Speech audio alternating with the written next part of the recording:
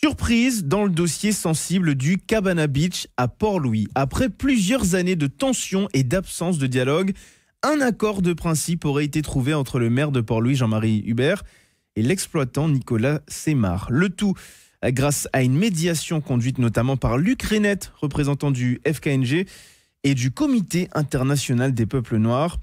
Les deux parties seraient tombées d'accord sur une relocalisation du restaurant à une 60aine de mètres de l'emplacement où il avait été détruit il y a quelques semaines, Cédric Santime. C'est dans 2 courriers officiels datés des 8 et 9 juillet que Jean-Marie Hubert, maire de Port-Louis, confirme son engagement à permettre une relocalisation du restaurant dans le village artisanal phase 2, situé à 60 mètres de l'ancien emplacement du Cabana Beach.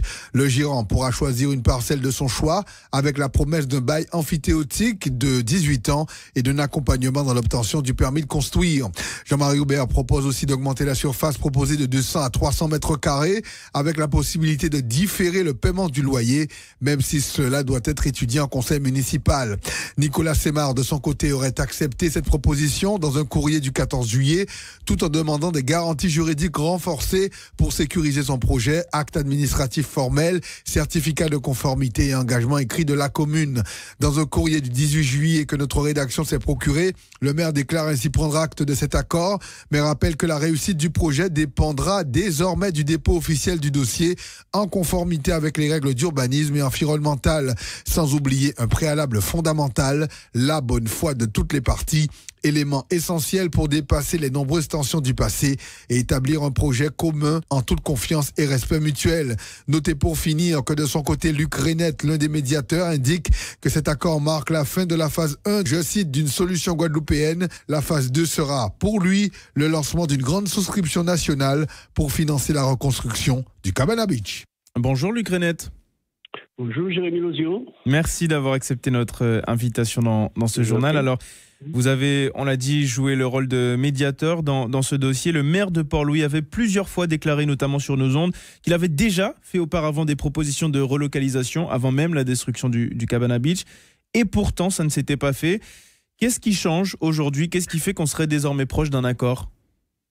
Écoutez, vous savez, nous avons toujours prôné dans ce dossier qui date de plusieurs années une solution guadeloupéenne. Elle n'a pas pu être effective avec, bien sûr, l'écrasement du Cabana Beach le 16 juin 2025. Nous avons quand même estimé qu'il était encore possible de trouver une solution et en rapprochant les parties, parce qu'en fait, il n'y a plus de dialogue. Voilà. Ouais. Moi, en tant que Paulien et surtout en tant que membre du FKNG et CIPN, qui avons réfléchi à la question, on a dit on va tenter quelque chose de façon à trouver un emplacement qui soit pérenne, sûr, avec eau, électricité, téléphone, pour M. Sémar, et surtout, je dirais, un apaisement. Ensuite, un engagement, comme il a été précisé, de lancer une souscription nationale guadeloupéenne pour financer le nouveau Cabana Beach qui sera situé à quelques encablures de l'ancien. Et donc, des contacts ont été pris par nous. Nous sommes à l'initiative, je le précise, de cette démarche. Dès le 22 juin, j'ai rencontré à Port-Louis M. Nicolas Sémar, juste avant de prendre l'avion. Et je lui ai dit, je reviens dans 8 jours et je voudrais que tu me confirmes si tu es d'accord toujours pour la démarche visant à trouver un emplacement sur le village artisanal, avec toutes les garanties, bien sûr, qui vont avec, et aussi le lancement de cette souscription. Il m'a dit oui. À partir de ce moment-là, j'ai voulu rencontrer ses soutiens, ce qui a été fait le 2 juillet, donc à Sainte-Rose. Et partant de là, le maire, comme il a été dit tout à l'heure, a commis un courrier le 9 juillet dans lequel il prend tous ses engagements concernant l'augmentation de la surface, concernant le choix par M. Nicolas Sémar de la parcelle, concernant le fait qu'il y a un bail amphithéotique de 18 ans, etc., etc. La réponse vient le 14 juillet avec un accord, c'est la première phrase, qui sont d'accord. Simplement, il demande, M. Nicolas Sémar, une sécurisation des engagements du maire. Réponse du maire, M. Jean-Marie Hubert, donc quelques jours plus tard, en disant qu'il faut avant tout déposer un projet qui tienne compte bien sûr de l'environnement et une demande de permis de construire. Je tiens à préciser quand même que toutes ces démarches ont été facilitées par justement un facilitateur qui est M. René Beauchamp, qui fait partie du KSG, et aussi un membre de notre organisation, M. Tony Mangon, qui est porte-parole du FKNG. Alors c'est sûr que la ratification n'est pas encore définitive, mais je pense que les deux parties qui ne se parlaient plus, maintenant sont en mesure de signer, je dirais, un accord définitif sur ce dossier. Il en va bien sûr de la sérénité en Guadeloupe, mais aussi de l'espoir pour les jeunes de pouvoir rester au pays, de pouvoir travailler au pays, et surtout aussi une réconciliation peut-être entre les générations. C'est un petit peu ça notre démarche. Nous pensons qu'il est possible, entre Guadeloupéens, dès l'instant où il y a la volonté de trouver une solution. Donc, on peut parler selon vous, d'une sortie d'impasse durable dans ce dossier ?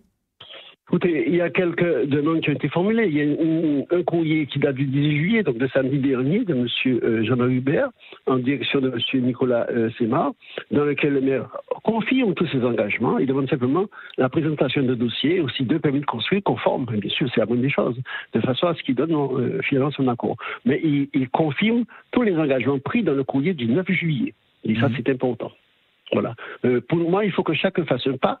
Ce qui est important, et nous le disons avec force, dans cette affaire, il n'y a ni vainqueur ni vaincu, c'est la Guadeloupe qui gagne. Alors, dans son courrier, le maire, lui, évoque aussi comme préalable le besoin que tout le monde fasse preuve de bonne foi dans cette affaire. On sait qu'il y a eu de nombreuses tensions. Est-ce qu'aujourd'hui, tout le monde est prêt, justement, à de nouveau travailler ensemble, selon vous ? Alors, monsieur Jérémy Louzio, c'est notre souhait. Alors, c'est sûr qu'il y a effectivement des propos qui ont pu être tenus. Disons que chacun a sa part de vérité, mais il faudra que les tensions s'apaisent, parce que la Guadeloupe a besoin de Guadeloupéens rassemblés.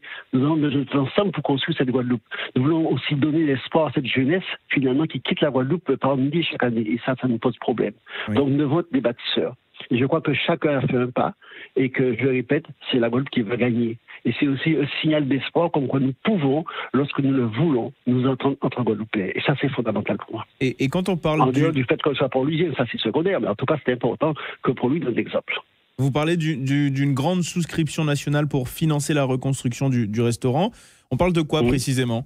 Quand on parle de... Alors, le montant n'est pas connu, parce que c'est lorsque le permis de construire sera donc accepté par la mairie que les bureaux d'études vont faire les calculs, qu'on pourra estimer le coût.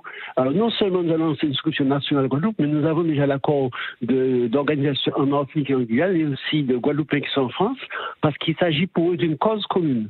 Et nous sommes certains que cette souscription, elle va susciter beaucoup d'intérêt ici chez nous et aussi ailleurs. Que nous reconstruisions ensemble la capacité de se relever. Si d'aventure, c'est une image bien sûr, que le Canada Beach aurait été détruit par un tsunami, on relève les manches et on reconstruit.